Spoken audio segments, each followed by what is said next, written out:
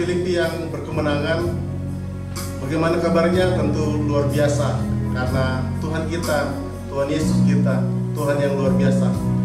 Sebelum kita mendengarkan firman Tuhan yang disampaikan oleh hambanya, biarlah kiranya pujian yang pengagungan yang akan kita dengarkan memberikan kekuatan kepada setiap kita yang beribadah pada saat hari ini. Katakan amin. Amin. Hatiku tenang berada dekatmu, Kaulah jawaban hidupku. Hatiku tenang berada dekatmu, Kau yang pelihara hidupku. Pertolonganmu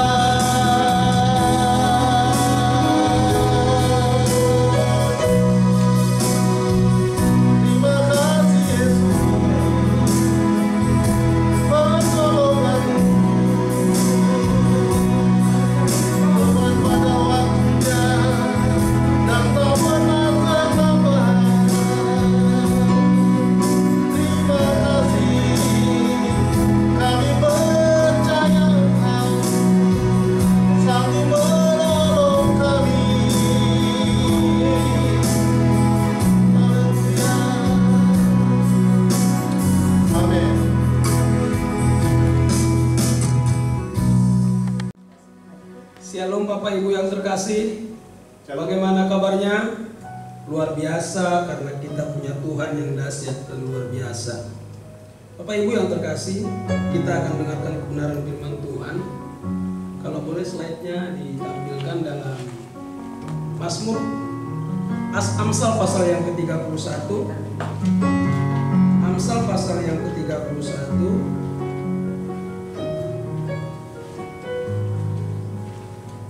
Amsal pasal yang ke-31 ayat yang ke-10 dan ke-11. Dua ayat aja. Amsal pasal 31 ayat yang 10 dan 11.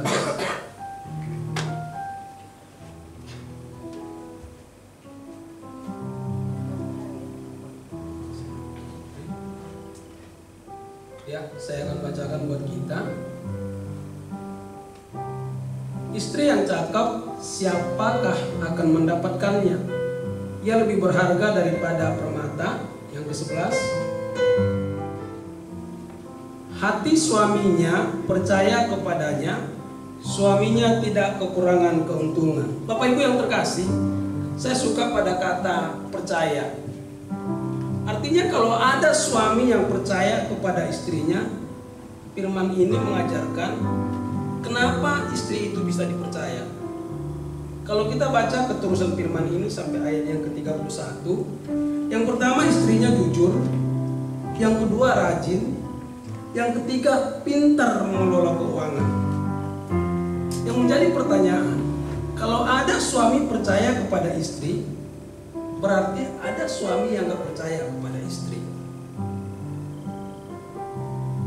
Kenapa suaminya gak percaya kepada istrinya? Tentu kebalikan dari firman ini. Jelas berarti istri itu gak jujur, istri itu kurang pintar, istri itu kebalikan dari firman ini. Bapak Ibu, saya punya teman, dia cerita kepada saya kalau dia sama istrinya selalu curiga. Yang namanya orang lapangan ya, kalau orang lapangan itu pulang kerja, kebanyakan laki-laki mungkin seperti itu, dan saya juga seperti itu. Kalau taruh uang di tas, biasa itu nggak dihitung sama dia. Diletakin, nyampe rumah diletakin, dia tidur. Tapi besok pagi ketika dia bawa lagi itu tas, nyampe di tempat kerjaan biasanya dihitung. Ketika dihitung sama dia, ini uang kok ada kurang. Sekali dua kali dia perbuat, benar. Dia nggak percaya sama istrinya, Bapak Ibu. Akhirnya suatu ketika dia buat trik, dimana ketika itu dia minum minuman keras, tapi nggak banyak, supaya aroma minuman keluar dari mulutnya dan bajunya dibasahin sama minuman itu.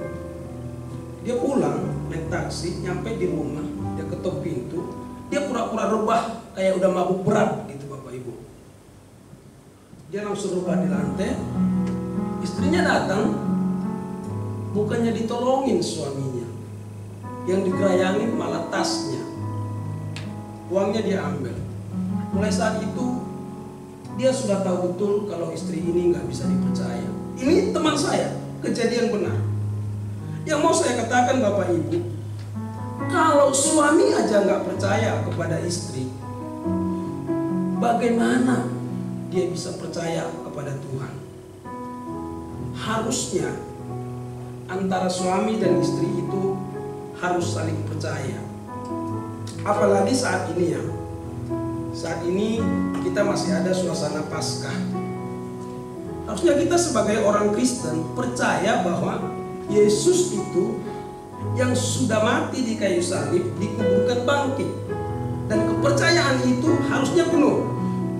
Kalau kita baca dalam Lukas pasal yang ke-24, di situ mengenai kebangkitan Yesus, ada 3 tokoh wanita yang menurut saya mereka itu orang yang gak percaya pada Tuhan, pada perkataan Yesus. Dimana perempuan ini, Maria, Yohana, dan Maria ibu Yesus. Kisahnya di Lukas pasal yang ke-24. Pagi-pagi mereka pergi bawa rempah-rempah ke kubur Yesus. Kalau mereka percaya akan perkataan Tuhan, harusnya mereka nggak perlu pergi ke kubur bawa rempah-rempah. Untuk apa?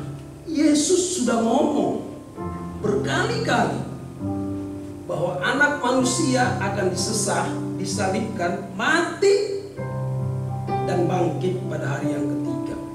Termasuk Maria tadi dengerin itu. Tapi kenyataannya mereka nggak percaya. Sehingga mereka pergi ke kubur itu pagi-pagi sekali bawa rempah-rempah, ingin meminyaki Yesus. Apa yang mereka dapat? Untuk apa rempah-rempah itu?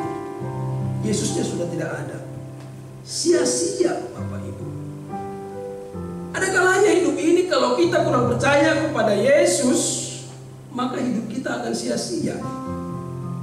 Untuk itu, percayakan diri kita sungguh-sungguh kepada Tuhan. Sekalipun memang menurut logika pikiran susah untuk diterima, tapi percaya aja. Kalau kita teruskan dibaca dalam pasal Lukas pasal yang ke-24 di ayat yang kelima, Maria ketika melihat mayat Yesus sudah tidak ada, datang malaikat ngomong sama Maria, "Ibu, siapa yang kau cari?"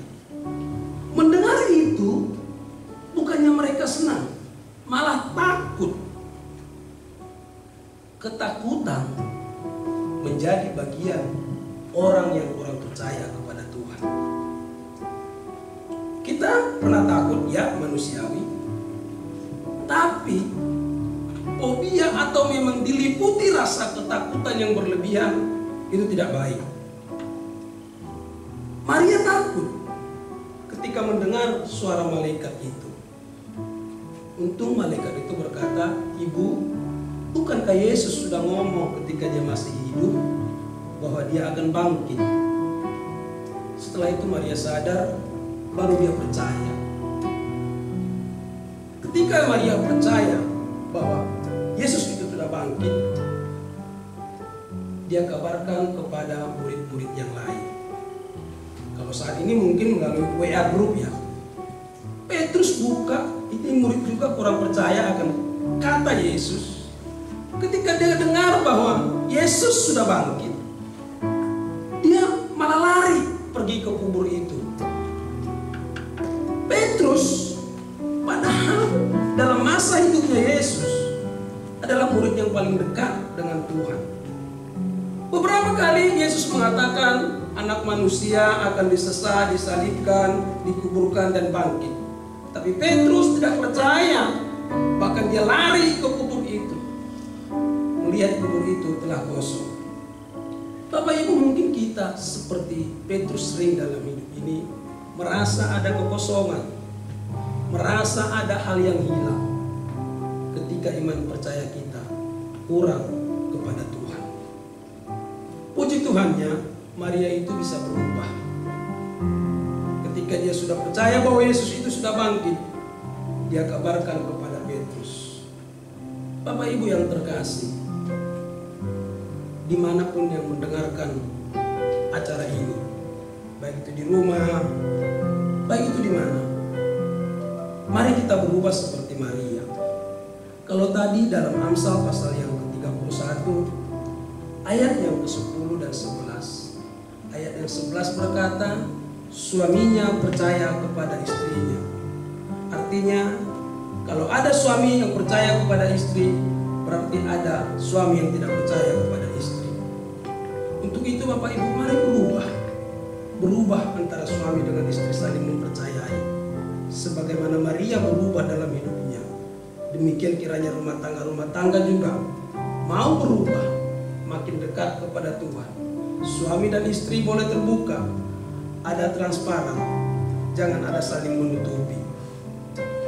Saya bersyukur, artinya bersyukur dulu sebelum menikah, saya minta kepada Tuhan, Tuhan, kalau saya dapat istri, saya berharap istri saya itu kalau di perusahaan, dia itu bisa sebagai bendahara dan sekretaris. Kenapa Bapak Ibu? Karena saya percaya ketika bendahara tidak jujur, waktunya tidak akan lama perusahaan itu akan bangkrut. Nah, untuk itu saya minta kepada Tuhan ketika itu, puji Tuhan, saya dapat istri yang bisa saya percaya. Bahkan karena saya terlalu percaya kepada istri saya, kebenaran istri saya itu orang yang pintar mengelola keuangan, manajemennya lebih baik dari saya serahkan kepada dia. Bahkan dia lebih tahu daripada saya mengenai keuangan kami. Kenapa saya bisa percaya kepada istri saya? Karena dia jujur, karena dia pintar, karena dia rajin. Kami saling percaya. Kalau 2 minggu terakhir ini saya dan istri berpisah. Dia lagi di Sumatera, saya di Jakarta. Kami untuk menutupi rasa rindu sering chat atau video call. Bukan karena curiga, tapi karena rasa rindu itu kami lakukan itu.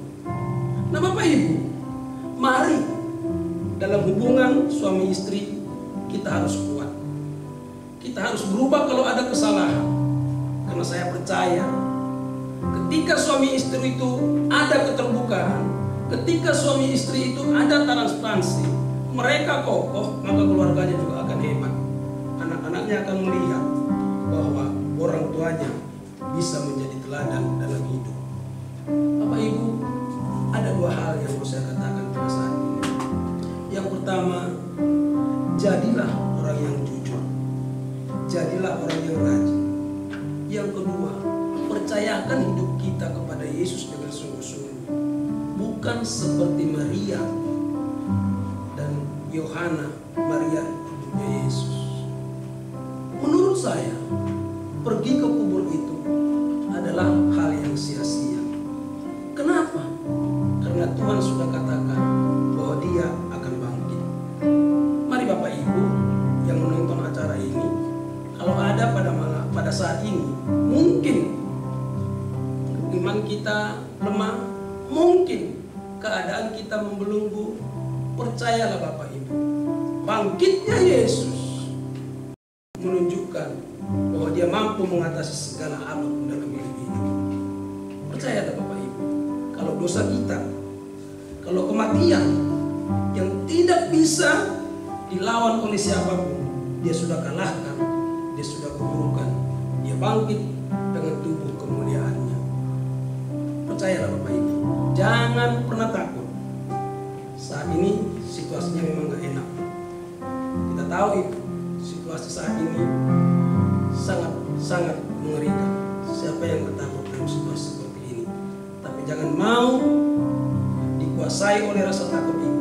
Yakinkan, percayakan bahwa Yesusmu itu, Yesus kita itu, Tuhan kita itu jauh lebih besar daripada COVID yang saat ini mewabah.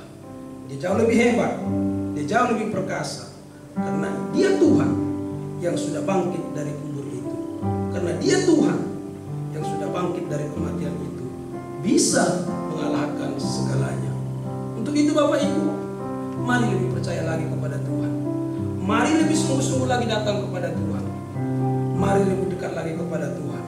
Berharap kepada Dia, percaya kepada Dia.